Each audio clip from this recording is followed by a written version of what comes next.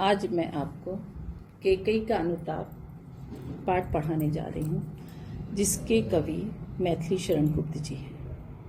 अनुताप माने पश्चाताप। कैकेयी का पश्चाताप। यहाँ पर उस समय का वर्णन किया गया है जब श्री राम को 14 बरस का वनवास हो गया था और वो चित्रकूट में कुटिया बनाकर रह रहे थे।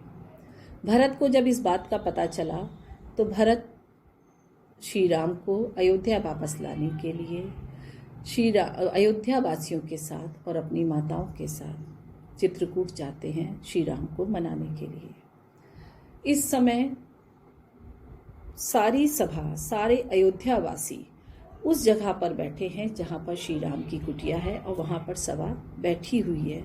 क्या क्या बातें हो रही है उसका वर्णन किया गया है। देखिए, तदरंतर बैठी सभा उटज के आगे। तदरंतर माने इसके बाद, बैठी सभा, सब सभा बैठी हुई है उटज के आगे। उटज माने कुटिया के आगे। नीले वितान के तले दीप बहु जागे। नीले वितान माने आकाश के, तले माने नीचे, दीप माने दीपक, जो तारे रूपी दीपक हैं, बहु जागे, बहुत जगमगा रहे थे। टकटकी लगाए नैन सुरों के थे वे। टकटकी माने एक टक, लगाए नैन माने नेत्र, सुरों के थे, सुरों माने देवताओं के थे। दोनों लाइन का मिला के अर्थ है कि नीले वितान के तले दीप बहु जागे, टकटकी लगाए नैनन सुरों के थे वे। तो यहाँ पर इसका मतलब ये है कि आकाश के नीचे जो तारे रूपी दीपक दिखाई दे रहे थे आकाश में, वो ऐसे प्रतीत हो रहे थे मानो देवता लोग टकटकी लगाकर या एक टक अपने नेत्रों से नीचे देख रहे हों। परिणामों उत्सुक माने परिणाम जानने के लिए उत्सुक उन भया आतुरों के थे वे। भय आतुर माने भय से व्याकुल, भय से परेशान, आतुर जो देवता थे उनके ये नेत्र थे। उलफुल करौंदी कुंज। करौंदी मीन्स करोंदों के, कुंज माने बगीचे से। उत्फुल माने प्रफुल्लित। वायु रह रह कर करती थी सबको पुलकपूर्ण। पुलकपूर्ण माने रोमांचित कर रही थी। मह मह कर माने सुगंध से भरी हुई। जो वहाँ पर करौंदे के कुंज की जो बगीचा था, वहाँ से जो हवा बह रही थी उसकी खुशबू से वहाँ के वो वातावरण को प्रफुल्लित और रोमांचित कर रही थी। वह चंद्रलोक था, कहाँ चांदनी वैसी। वहाँ पर चांदनी इस तरह से फैली हुई थी, ऐसा प्रतीत हो रहा था कि ये चंद्रलोक के समान दिखाई दे रहा। मतलब चंद्रलोक में भी ऐसी चांदनी नहीं दिखाई देगी जिस तरह की चांदनी वहाँ पर फैली हुई थी।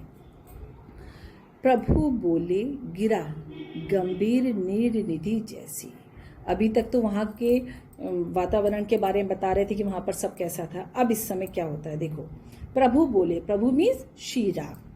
श्री राम बोले गिरा माने वाणी, गंभीर वाणी में। नीर निधि माने सागर जैसी, समुद्र जैसी वाणी में। समुद्र जिस तरह गंभीर होता है उसी तरह गंभीर वाणी में श्री राम बोले, हे भरत भद्र, अब कहो अभिषिप्त अपना। भद्र मीन्स शिष्टाचार या अच्छे आचरण वाला। अभिषिप्त माने इच्छा। श्री राम बोले कि हे भरत, शिष्ट आचरण वाले, तुम अपनी इच्छा मुझसे कहो। सब सजग हो गए, भंग हुआ ज्यों सपना। अभी तक तो सब लोग सोच में डूबे हुए थे कि श्री राम हमारे साथ चलेंगे, नहीं चलेंगे, क्या कहेंगे अगर उनको ले जाना होगा। सब इसी सोच में डूबे हुए थे कि श्री राम का जवाब क्या मिलेगा हम लोग को, अगर हमारे साथ चलेंगे, राजा बनेंगे, कितना अच्छा लगेगा। तो सब लोग वो सपना देख रहे थे। जैसे श्री राम ने कहा कि हे शिष्ट आचरण वाले भरत, तुम अपनी इच्छा कहो, तो सब सजग हो गए और सब जिस सपने में डूबे हुए थे वो सपना सबका इस समय टूट गया। अब भरत क्या कहते हैं, हे आर्य, रहा क्या भरत अभिषिप्त अब भी। कह रहे कि हे आर्य, आर्य कहा गया श्री राम को। हे श्री राम, हे आर्य, क्या भरत की इच्छा अब भी बाकी रह गई है। मिल गया अकंटक राज उसे, जब उसे राज अकंटक माने बाधाहीन, बिना रुकावट के जब उसको राज्य मिल गया तब भी उसकी इच्छा बची है। पाया तुमने तरु तले अरण्य बसेरा। तरु मीन्स वृक्ष के, तले माने नीचे, वृक्ष के नीचे, अरण्य माने जंगल में, बसेरा माने रहना या निवास करना। मतलब तुमने जंगल में वृक्ष के नीचे रहना स्वीकार करा और तुम उसके बावजूद भी मुझसे पूछ रहे हो कि मेरी इच्छा क्या रह गई है। रह गया अभिषिप्त शेष तदापि क्या मेरा। अभी भी मुझसे पूछ रहे हो, अभिषिप्त इच्छा, तदापि माने फिर भी, कि उसके बावजूद भी राज मुझे मिल गया, तुमको जंगल में जाने को मिल गया आपको, उसके बाद भी आप मुझसे पूछ रहे हैं कि मेरी इच्छा अभी भी बाकी रह गई। तनु तड़प तड़प तृप्त तात ने त्यागा। तनु मीन्स शरीर को, मतलब मेरे तृप्त मीन्स दुखी पिता ने। तनु तड़प तड़प तप्त तात ने त्यागा। तप्त मीन्स दुखी, तात माने पिता ने, मतलब दुखी पिता ने भी अपने तन को आपकी याद में तड़प तड़प के त्याग दिया, यानी कि उनकी मृत्यु हो गई। क्या रहा अभिषिप्त और तथापि अभागा। मुझ अभागे की इच्छा फिर भी बाकी रह गई।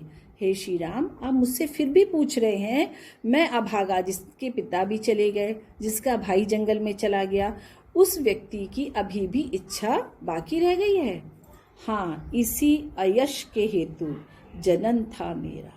मुझे लगता है इसी अयश माने अपयश, बुराई के, हेतु माने कारण, जनन माने जन्म, इसी बुराई को प्राप्त करने के लिए या अपयश प्राप्त करने के लिए मेरा जन्म हुआ था। निज जननी ही के हाथ हनन था मेरा। ऐसा प्रतीत होता है, ऐसा मालूम होता है कि मेरी माता के द्वारा ही, निज माने अपनी, मेरी अपनी माता के द्वारा ही मेरी मृत्यु लिखी थी। अब कौन अभिषिप्त और आर्य वह किसका। हे आर्य मीन्स, आर्य किसको कहा गया, श्री राम को, है ना। हे राम, अब भी ये बताओ कि मेरी इच्छा अब क्या रह गई है। संसार नष्ट है, भ्रष्ट हुआ घर जिसका। मेरा तो सारा संसार ही नष्ट हो गया है, घर परिवार सब कुछ भ्रष्ट है, कुछ भी मेरा अपना नहीं दिखाई दे रहा है। मुझसे मैंने ही आज स्वयं मुंह फेरा। आज मुझे इतनी ग्लानि हो रही है, इतनी मतलब अपने ऊपर इतनी ज़्यादा अफसोस है कि मैं मतलब कैसा भाई हूँ कि मेरे कारण आज मेरे बड़े भाई को वन में जाना पड़ा। आज यही सोचकर मुझे इतनी ग्लानि हो रही है कि मैं अपने से भी अपने आप से मुंह नहीं मिला पा रहा, अपने आप को मैं पहचान नहीं पा रहा हूँ, अपने आप को मैं समझ नहीं पा रहा हूँ कि मैंने ये क्या कर दिया या मेरी माँ से ये क्या हो गया। हे आर्य, बता दो तुम्ही अभिषिप्त मेरा। अभी भी हे राम, हे आर्य, तुम अभी भी मुझे मेरी इच्छा आप ही बता दो कि मेरा अब इच्छा क्या बाकी रह गई है। अब क्या होता है देखो, श्री राम अब आते हैं। प्रभु ने भाई को पकड़ हृदय पर खींचा। जैसे ही श्री राम ने उनकी इतनी व्याकुलता से, परेशानियों से, रोते हुए उन भरत की जब ये सारी बातें सुनी, तो उन बातों को सुनकर श्री राम ने क्या करा, उनको खींचकर अपने गले से लगा लिया। रोदन जल से दोनों भाई प्रेम सविनोद माने प्रेम के साथ उन्हें फिर सींचा। दोनों भाई जब गले लग गए तो रोने लगे, बेइंतहा जब रोने लगे तो रोते हुए जल से ही उन्होंने अपने भातृ प्रेम को, अपने भाई के प्रेम को सींचा।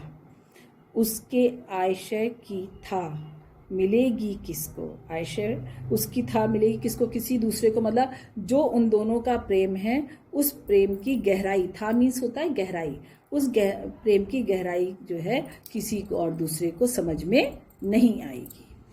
क्या कहते हैं आगे, जन कर जननी ही जान ना पाई जिसको, मतलब उन दोनों के प्रेम की गहराई को कोई दूसरा क्या समझेगा। जब जनकर माने जन्म देकर, जननी माने माँ, जन्म देकर माँ भी नहीं जान पाई जिसको, मतलब जन्म देने के बाद माँ भी जिसको जान नहीं पाई। यह सच है तो अब लौट चलो तुम घर को। अभी श्री राम मतलब श्री राम क्या, ये तो आपस में दोनों भाई सोच रहे थे, पूरी जनता सोच रही थी कि उन दोनों भाइयों के प्रेम को देखो कि मतलब दोनों कितने व्याकुल एक दूसरे के लिए। फिर सब मन में सोच रहे थे कि ऐसे भाई के प्रेम को जिस माँ ने जन्म दिया वो माँ भी उस प्रेम को समझ नहीं पाई। इतनी ही बात सबने सोची थी कि अचानक क्या होता है, यह सच है तो अब लौट चलो तुम घर को। ये आवाज आई कि अगर ये बात सच है कि माँ ने जन्मने के बाद भी अपने बेटे को समझ नहीं पाई है तो तुम घर को लौट चलो। चौंके सब सुनकर अटल केकई स्वर को। अब ये आवाज तो किसकी आई, केकई की। पीछे से केकई ने कहा कि हे राम, जब मैं अपने बेटे को नहीं समझ पाई हूं तो तुम अब घर लौट चलो। ये दृढ़, अटल माने दृढ़, दृढ़ता के साथ जो केकई की आवाज सुनाई दी कि सब लोग उस आवाज की तरफ एकदम चौंक कर देखने लगे। सब लोग केकई की तरफ देखने लगे कि अब मतलब क्या कहना चाह रही। सबने रानी की ओर अचानक देखा। सबने किसको देखा, केकई रानी को सबने अचानक देखा। वैधव्य तुषार व्रता यथा विधु लेखा। वैधव्य मीन्स विधवा, क्योंकि दशरथ जी की डेथ हो गई थी, मृत्यु हो गई थी, तो वो विधवा।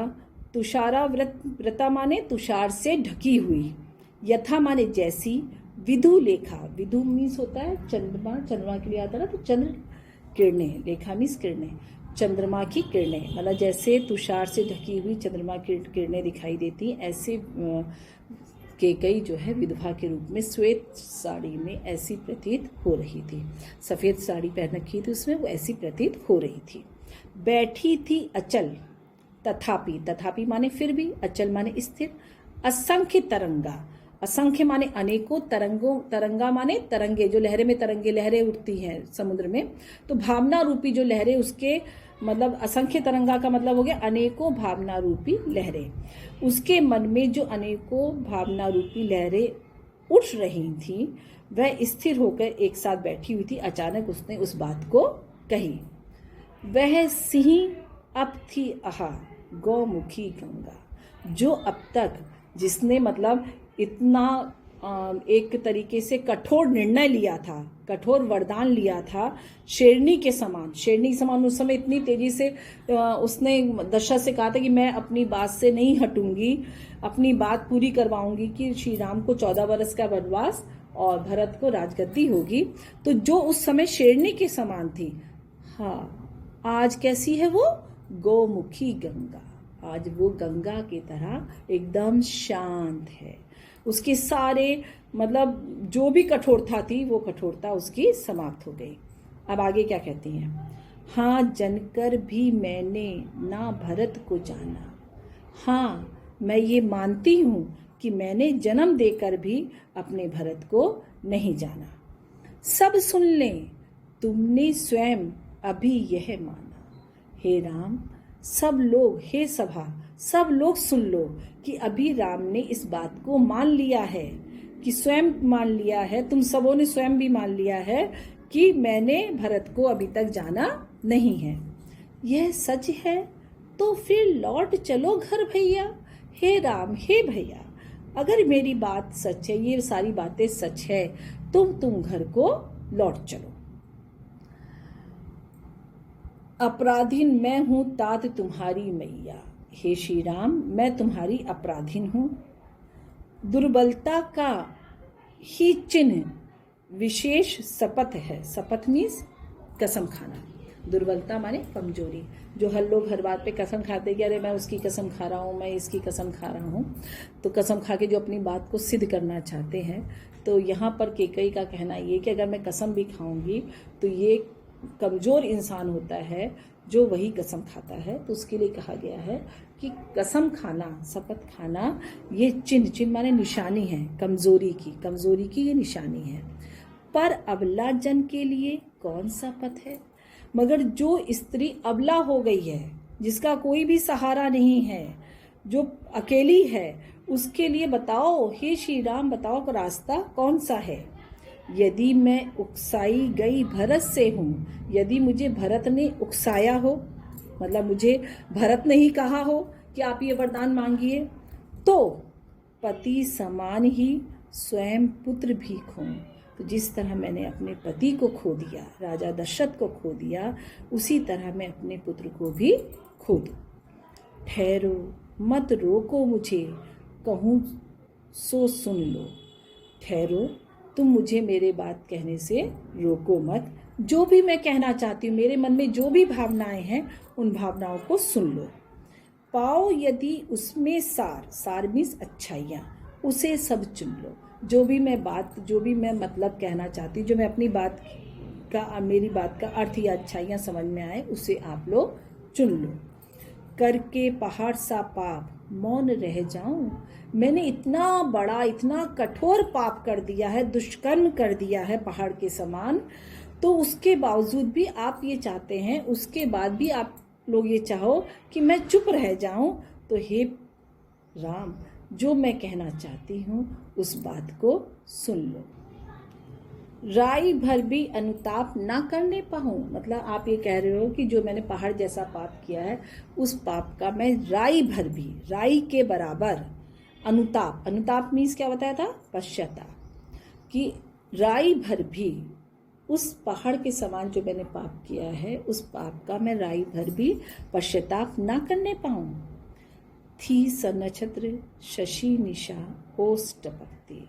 नक्षत्र मीन्स तारों के साथ, शशि निशा माने चांदनी रात, ओस टपकाती, ओस टपका रही थी, ओस गिरा रही थी, मतलब वहाँ का जो वातावरण था क्या था, देखो, रोती थी नीरव, नीरव माने शांत, सभा, हृदय थपकाती, अपने हृदय को थपका रही थी, सब अपने हृदय को संभाल रही थी। यहाँ पे इस समय जब केकई ने अपनी बात बोली, उस समय का वातावरण कैसा हो गया था उसका वर्णन कर रहे हैं। क्या कह रहे हैं कि तारों के साथ चांदनी रात थी, और वहाँ पे जो ओस टपका रही थी वो चांदनी रात, ऐसा प्रतीत हो रहा था जैसे आसमान पे जो समस्त लोग हैं वो भी, आसमान भी रो रहा है, और जो सभा, शांत सभा बैठी थी, वो भी केकई के पश्चाताप की बातों को सुन सुनकर उसके आंखों से भी, उन लोगों के आंखों से भी आंसू बहने लगे थे, और वो सब लोग अपने हृदय को थपथपा रहे थे, संभालते जा रहे थे। क्या आगे क्या है, उल्का सी रानी दिशा दीप्त करती थी। उल्का मीन्स क्या हो गया, टूटा हुआ तारा, टूटे हुए तारे के समान, सी माने समान, टूटे हुए तारे के समान रानी दिशा को दीप्त करती, दीप्त माने प्रकाशित करती, मतलब टूटे हुआ तारा जैसे नीचे गिरता है तो वो उस जगह को रोशनी से भर देता है, बढ़ता हुआ आगे बढ़ता है, तो उसी के लिए कहा गया है कि वो ऐसा प्रतीत हो रहा है जैसे रानी जो है टूटे हुए तारे के समान, उल्का के समान उसको प्रकाश, उस दिशा को प्रकाशित कर रही है। सब में भय, विस्मय और खेद भरती, जितनी सभा के लोग बैठे थे सबके अंदर एक वो भय, विस्मय और खेद, अफसोस भर रही थी, परेशान, रुकावट पैदा कर रही थी। क्या कर सकती थी मरी मंथरा दासी, अब उसको मंथरा दासी की याद आ रही है कि अब वो ये कह रही है कि मरी मंथरा, जिसने उस, मतलब जो केकई ने गलत काम किया था, दुष्कर्म किया था, वो किसके कहने पे किया, वो तो श्री राम को बहुत ज़्यादा चाहती थी, और श्री राम जो है केकई को भी अपनी माता कौशल्या से ज़्यादा प्यार करते थे।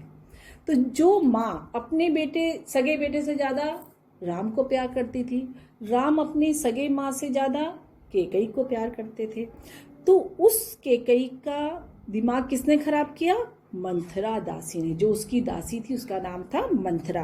तो उसके लिए वो कह रही है, क्या कर सकती थी मरी मंथरा दासी, मैं क्या कर सकती थी, वो मंथरा दासी ने मेरा ही मन रह सका ना निज विश्वासी, उसी मंथरा दासी ने मेरे कान भरे थे, मगर अफसोस क्या है, मेरा ही मन रह सका ना निज विश्वासी, मगर मुझे अफसोस ये हो रहा है कि मेरा मन अपने पर विश्वास नहीं कर सका। जल पंजर गत अब अरे अधीर अभागे, वे ज्वलित भाव थे स्वयं मुझी में जागे। अब समझ में आता है।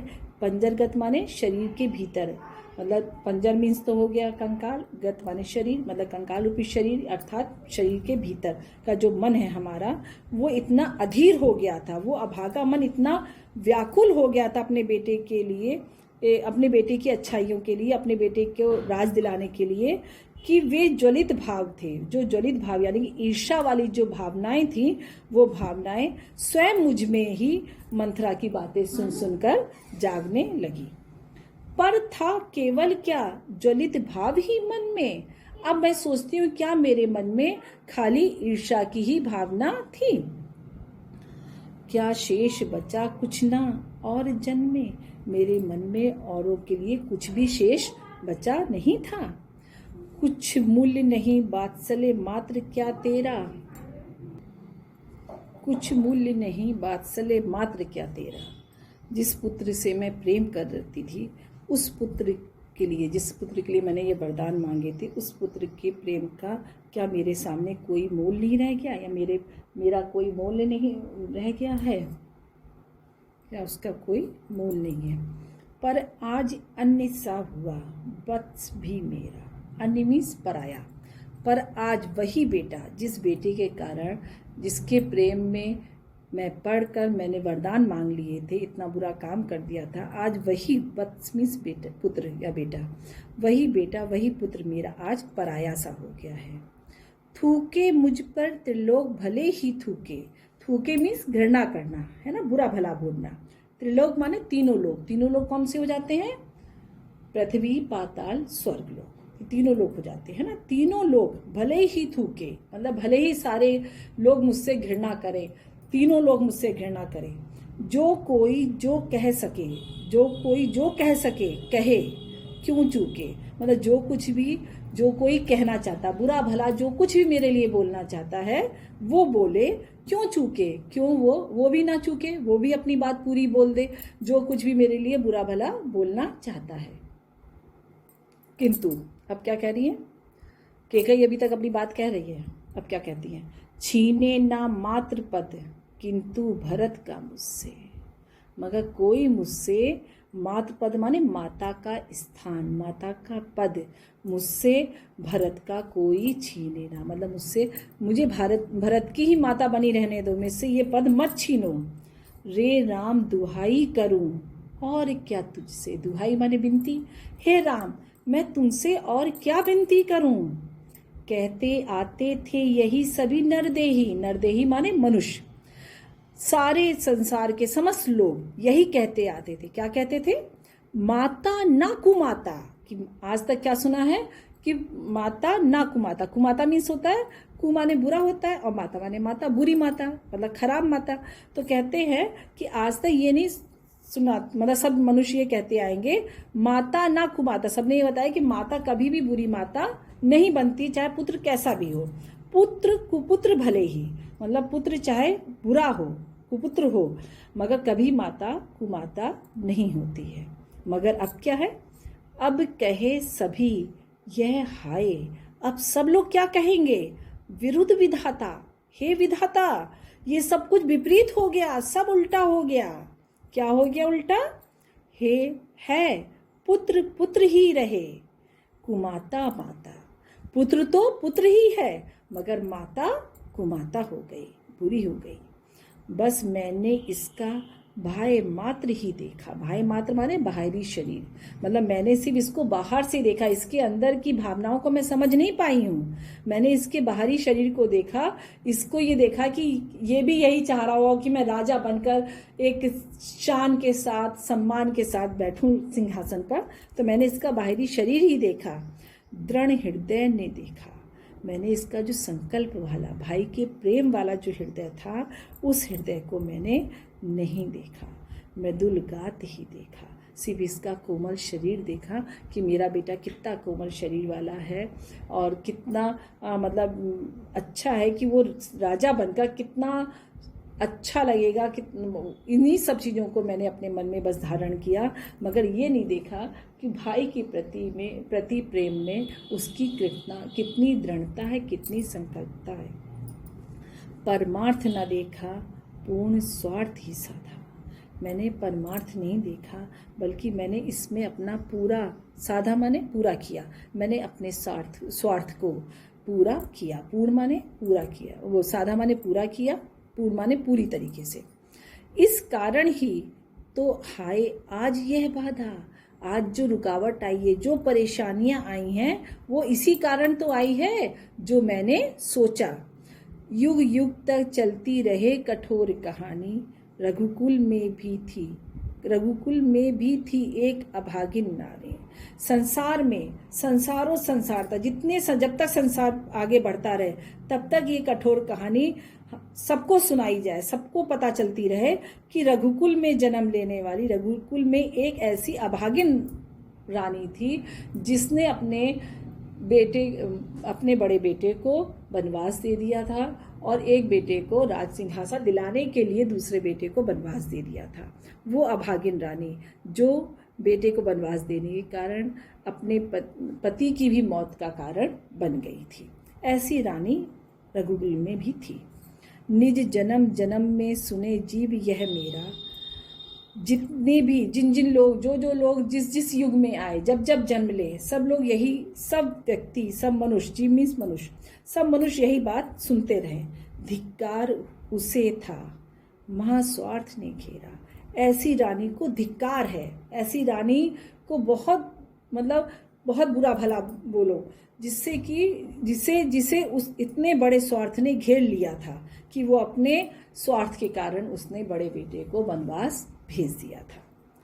अब क्या होता है, ये सारी बातें कैकेयी ने अपनी मन की बात कही और मन की बात कह के वो बहुत परेशान हो गई। परेशान होकर क्या कहते, परेशान होती जा रही थी, रोती जा रही थी, अपनी बात कहती जा रही थी। इसी समय आवाज आती है, 100 बार धन्य वह एक लाल की माई। आवाज आती है कि 100 बार ऐसी लाल माने बेटे की, माई माने माता, ऐसे बेटे की माता को मैं 100 बार धन्यवाद देता हूँ। कहते मैं ऐसी माता को 100 बार धन्यवाद देता हूँ जिस जननी ने है जना भरत सा भाई। जना माने जन्म दिया, जननी माने माँ। जिस माँ ने भरत जैसे भाई को जन्म दिया है, मैं उस माता को, उस माई की बार बार धन्यवाद देता हूँ, 100 बार उसका धन्यवाद करता हूँ। पागल सी प्रभु के साथ, ये बात किसने बोली थी? श्री राम ने। अब जब श्री राम ने ये बात बोली तो क्या होता है, पागल सी प्रभु के साथ सभा चिल्लाई। सभा माने जितने लोग वहां बैठे थे, सब लोग एक साथ चिल्ला पड़े। 100 बार धन्य वह एक लाल की माई, कि वो माई, वो कैकेयी माता, 100 बार हम लोग उसका धन्यवाद करते हैं जिस माता ने भरत जैसे भाई को जन्म दिया। हाँ लाल उसे भी आज गवाया मैंने। अब इस लाइन को कैकेयी बोल रही है। क्या कहती है कैकेयी? हाँ लाल उसे भी आज गवाया मैंने। जो मेरा लाल है, जो मेरा बेटा है, उसे आज मैंने गमाया का मतलब खो दिया, उसे मैंने खो दिया। विकराल कुयश ही यहाँ कमाया मैंने तो यहाँ पर आकर सिर्फ कुयश, बुराइयां ही बुराइयां, अपमान ही अपयश ही मैंने प्राप्त किया है। निज स्वर्ग उसी पर वार दिया था मैंने। कैकेयी कह रही है कि मैंने तो अपना स्वर्ग, अपने सारे सुख, स्वर्ग मीन्स होता है सुख के साधन, सुख, अपना सारा सुख मैंने उसी पर मतलब भरत पर वार दिया था मतलब निछावर कर दिया था, मतलब मैंने अपना सारा सुख अपने बेटे पर ही निछावर कर दिया था। हर तुम तक से अधिकार लिया था मैंने। हे राम, तुम तक माने तुमसे भी मैंने तुम्हारा अधिकार हर लिया था मतलब छीन लिया था। मैंने तुमसे तुम्हारा अधिकार भी छीन लिया था। पर वही आज यह दीन हुआ रोता है। पर आज वही मेरा बेटा दीन होकर, दुखी होकर रो रहा है।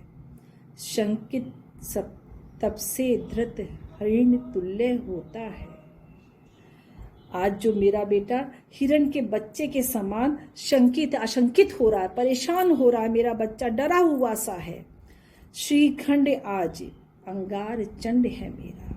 जो मेरा बेटा श्रीखंड माने चंदन के समान शांत, चंदन के समान जो मेरा बेटा शांत स्वभाव का, ठंडे स्वभाव का था, आज वही अंगार चंड, अंगार माने आग की तरह, चंड माने प्रचंड, आग की तरह, ज्वाला की तरह जल रहा है मेरा बेटा अंदर अंदर गुस्से में, कि जो मेरा बेटा चंदन के समान शांत स्वभाव का था, आज वो आग, प्रचंड आग की तरह जल रहा है।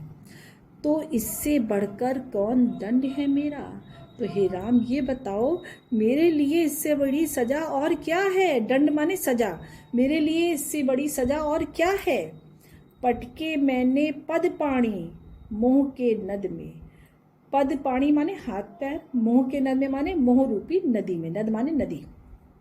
मैंने अपने बेटे के मोह में फंसकर, मोह रूपी नदी में, यानी कि मोह प्यार की नदी में बहते हुए मैंने बहुत अपने हाथ पैर पटके, मतलब मैंने जो है श्री राम को वनवास और भरत को राजगद्दी मांगी, मैंने अपनी बात पर मैं अटल रही, पर जन अब क्या कहती आगे, जन क्या क्या करते नहीं स्वप्न में मद में।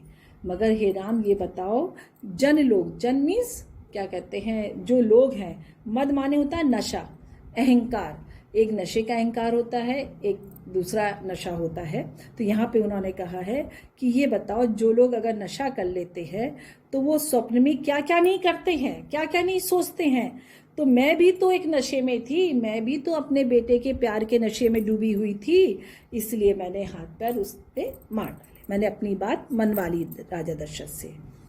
हाँ दंड कौन क्या, उसे डरूंगी अब भी। अब अगर मुझे कोई दंड मिलेगा, मैंने अपराधी हूँ, मुझे दंड मिलना चाहिए, तो क्या मैं उस दंड से अब डरूंगी? मेरा विचार कुछ दयापूर्ण हो तब भी, अगर मेरे विचार से आप सबों को मुझ पर दया आ रही है कि मुझ पर दया कर देना चाहिए, उसके बाद भी अगर मुझे आप लोग दंड भी देंगे, मैं किसी भी सजा से, किसी भी अपराध से नहीं डरूंगी, क्योंकि मेरे मन के अंदर जो पश्चाताप था, मैंने वो उस पश्चाताप को आपके सामने कह दिया है।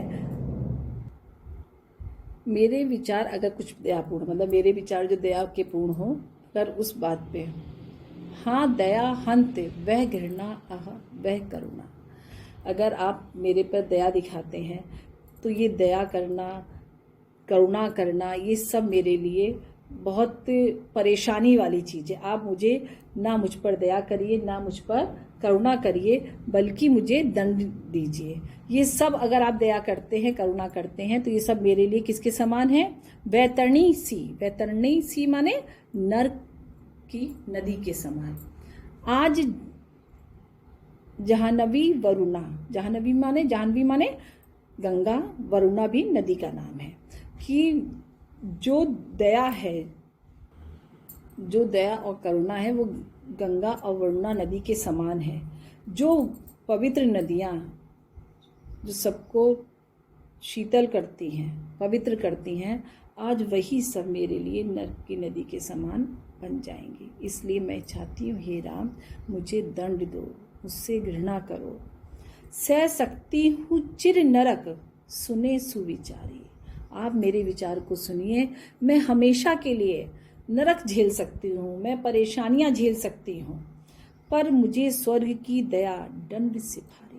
अगर आप मुझ पर स्वर्ग की तरह दया करेंगे, यानी कि मेरे को सुख सुविधा देंगे, मुझ पर दया करेंगे, करुणा करेंगे मुझ पर, है ना, तो ये सब चीज़ें मेरे लिए एक दंड से भी, सजा जो सजा मिलती है इंसान को, उससे भी, मतलब मेरे लिए मौत से भी भारी सजा हो जाएगी वो। लेकर अपना यह कुलिश कठोर